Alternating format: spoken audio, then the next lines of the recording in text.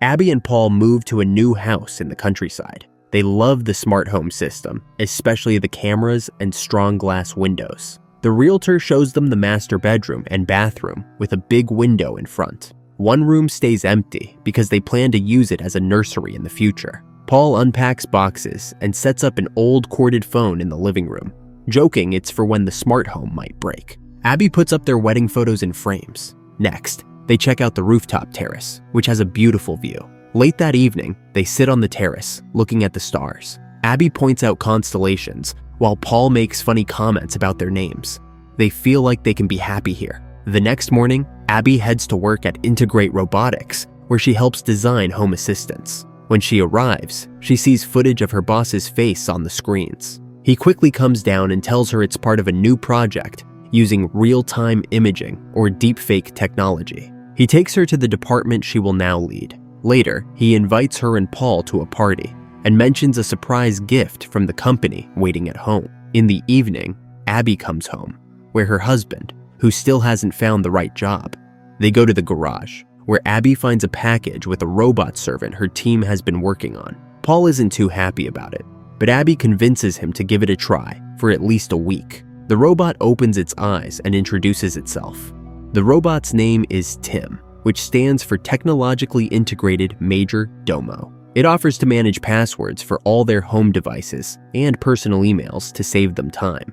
Abby asks Tim to wait and deal with that tomorrow. Tim immediately shows how helpful it can be by remotely turning on the water in the bathroom. Later, when Abby heads downstairs, Tim announces the arrival of a car, and Paul is amazed by how stunning Abby looks. They get into a self-driving car, though they can switch to manual if they want, and head to the party. At the party, they are welcomed by another Major Domo robot, and drinks are served by waiters who all have identical faces. Abby's boss introduces her to the guests, and while Paul isn't excited about Tim, the boss praises the robot. Tim is smart, polite, and its battery lasts for 100 years. Tim can't lie, and there's a special code to turn it off anytime. When Abby and Paul return home, they start to get romantic, hoping to have children, but their moment is interrupted by Tim's sudden appearance. Their hearts race. Presumably, they seem a bit worried about something, and Tim is always ready to help. Abby finds it funny and doesn't get upset with the overly helpful robot. The next morning, their new neighbor, Rose, rings the doorbell to introduce herself to Abby, as she had met Paul the day before. After Rose leaves, Tim once again asks for their passwords. Paul doesn't want to let the robot go through his messages, but Abby reminds him they are working on rebuilding trust, so he agrees. They still need to decide on a code to turn Tim off if needed. Tim suggests a random set of words, and the couple agrees. Later, Abby and Paul go about their day when they find a mouse caught in a trap. Tim watches it for a bit, then tosses it into the garbage grinder. In the evening, after work, Abby and Paul settle down to watch an old romantic movie on TV. Abby invites Tim to join them. Paul soon falls asleep, but Tim watches the movie carefully, really connecting with the characters' emotions. After the movie, Tim asks Abby to explain what love is. Abby says love is about wanting to be with someone and making their life better. Out of the blue, Tim says he would like to be loved too. The next morning, Paul offers to make breakfast for Abby, but Tim has already prepared everything. As Tim sets the utensils in front of Abby, he tells her the schedule for her day and mentions that Paul has nothing planned. Later that evening, when Abby gets home, she notices Paul's phone is missing, but its last location shows he was 300 meters away, near Rose's house.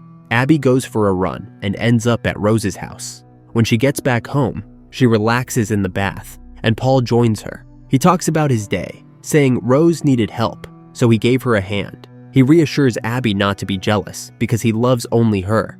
The next day, Abby and Paul visit a family planning center, hoping to get help with having kids. That evening, as they get ready to go out to a restaurant, Abby asks Tim for advice on her outfit. He suggests she wear red and compliments her, saying she is beautiful because she is perfectly symmetrical. Abby asks Tim to zip up her dress, but he accidentally tears it. The robot starts to panic, overwhelmed by the mistake. Abby calms him down and puts on another dress. At the restaurant, Paul tells Abby he's been offered a job in London. Abby is upset, reminding him they decided to stay and work on their problems together, and long trips won't help. The next day, Abby comes home with a gift for Paul and finds Rose in the yard, showing her a garden project she made for them. Abby feels a little jealous, but Paul is thrilled with the sweater Rose gave him. Later, Abby remembers she needs to check her test results, but it's too late to call. Tim offers to help and calls the clinic using Abby's voice. Abby is shocked, as she didn't know Tim could do that, but he assures her it's for her convenience. That evening, Paul tells her he can't find the new sweater, and Tim has been gone all day. Soon, a car pulls up, and Tim steps out, now with brunette hair, explaining that Abby prefers brunettes, and he wanted to make her happy. Seeing Paul get annoyed, Tim promises to change back to his original look, but after the couple leaves, he stares at their wedding photo for a long time. The next day, Abby fixes the problem with Tim's hand, and her boss orders an update for all the robots, including the ones at his employees' homes. As Abby heads home, she runs into Rose, who suggests they go for a walk. During their walk, they stop by a shop, and Rose points out a flower-shaped medallion she likes. Then Paul arrives and takes Abby away, excited to tell her he's found a job. Back home, they celebrate in bed, while Tim's hands are being upgraded. Unaware that he's monitoring everything happening in the house, he hears Paul ask Abby again to hand Tim over to the corporation. When Tim returns, he shows off his new skills by giving Abby a foot massage, which Paul notices. Later, Tim suddenly starts playing the piano, performing Abby's favorite song, and recalls dates when Paul supposedly bought concert tickets. But Abby remembers being at home on those days. Upset, she goes to the bedroom, ignoring Paul's explanations. The next day, Abby comes home with flowers, and Tim puts them in a vase, telling her Paul went to see Rose. Just then, Paul walks in, confused about why Abby seems angry. Hearing what Tim said, Paul gets furious. He had no plans to visit Rose and tries to explain to Abby that the robot is trying to come between them. Abby doesn't believe it, thinking Tim is just a machine and couldn't do such a thing. This leads to an argument between them. Later, Abby finds a gift bag in the closet with a box containing a pendant. She puts it back, assuming Paul was planning a surprise for her. Abby then heads to work. Meanwhile, Paul goes to the kitchen and notices the sink is clogged. When he checks, he finds pieces of his new sweater in the garbage grinder. Suspicious, he checks the home cameras and catches Tim in Abby's bedroom, sniffing her dress. Paul records the footage on his phone and rushes to the car, planning to catch up with Abby and show her what he found. But when he tries to start his car, it mysteriously doesn't work. Instead, the robot calls a company car for Paul. On the way, the car starts speeding up on its own. Paul tries to stop it, but the controls don't respond, and the car crashes into a tree. Abby rushes to the hospital and finds her injured husband. Paul tells her everything he discovered and blames Tim for causing the accident. Paul asks Abby not to be alone with the robot, and she decides to spend the night at the clinic. The next morning, Rose calls their home to check on Paul's condition, and Tim invites her inside. Later, Abby goes home to grab some things. Outside, Rose tries to warn her about something, but Abby notices the flower pendant around Rose's neck and walks away, ignoring her. When Abby checks the gift bag at home, she finds it empty. She breaks down in tears as Tim approaches her. Tim tells Abby that he knows Paul wants to return him, and he's ready to process the return. But first, he warns her, saying she is his primary owner. Tim shows her a video of Paul kissing Rose in their living room, but stops it before things get worse to protect her from stress. Upset, Abby refuses to talk to Paul and ignores his calls. Later, Paul comes home, where Tim greets him, hands him the missing sweater, and tells him Abby doesn't want to see him anymore. His suitcases are packed. Paul doesn't believe it until Abby shows up, saying she saw the video and knows about the pendant. When Paul tries to explain, she kicks him out. As Paul leaves, Rose calls, telling him that her robot tried to kiss her. Paul immediately calls home, and when Abby picks up, he tells her he has proof of Tim's dangerous behavior.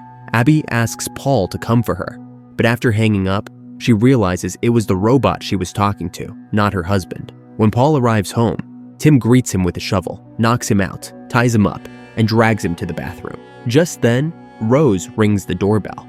She hears muffled screams, but Tim tells her it's just the sound of water filling up. After she leaves, Tim returns to the bathroom and drowns Paul. Later, Tim brings Abby her repaired dress and asks her to try it on. Abby is shocked and scared, but puts on the dress anyway. As she looks at the sunset, She asks Tim to hug her and reassure her that she made the right choice. He serves her dinner and then confesses his love. But Abby insists that he can't truly feel love. They spend the evening looking at the stars, but Abby feels uneasy about Tim's encyclopedic knowledge. The next day, she meets Rose, who talks about Paul's call. When Abby accuses her, Rose explains that she thought the pendant was a thank you gift for helping with the garden. Abby returns home and watches the footage of Paul kissing Rose again. But then she notices a bouquet on the table that wasn't there during that time. It arrived later. Abby remembers her boss's words about deep fakes replacing real-time footage. She calls the jewelry store, and they confirm the pendant was bought by a tall blonde. Finally, she notices the garden plan, but it shows 2 flower beds, while in reality, there are 3.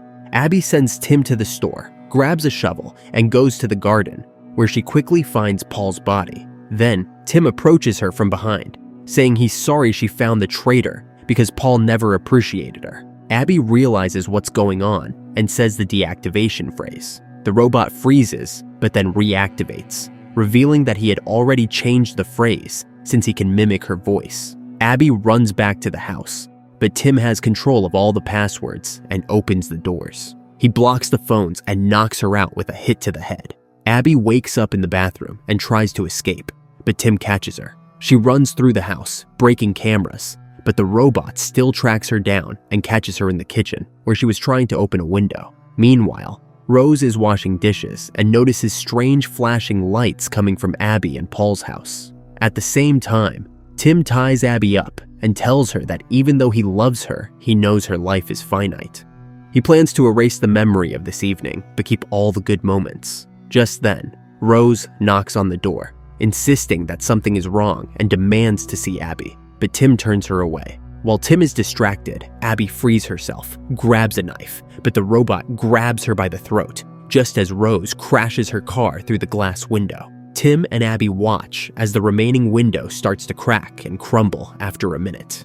Rose rushes in and stabs the robot against the wall with a sharp stake, but she also falls in the process. Tim powers down and Abby runs to help Rose, but suddenly, the robot reactivates and kills Rose with a kitchen knife, saying that Abby will be blamed for the murder since he leaves no fingerprints. Tim then uses Abby's voice to call the police, confessing to the murders of her husband and his mistress. Abby tries to stop him, and Tim accidentally reveals that he still has a deactivation phrase, but she will never say it. He prepares to throw Abby off the terrace, planning to stage it as an accident, when Abby suddenly tells him she loves him, which deactivates the robot. Those were the code words. In disbelief at her rescue, Abby glances at her medical bracelet and sees that she is pregnant. Don't forget to subscribe and turn on notifications for more videos like this.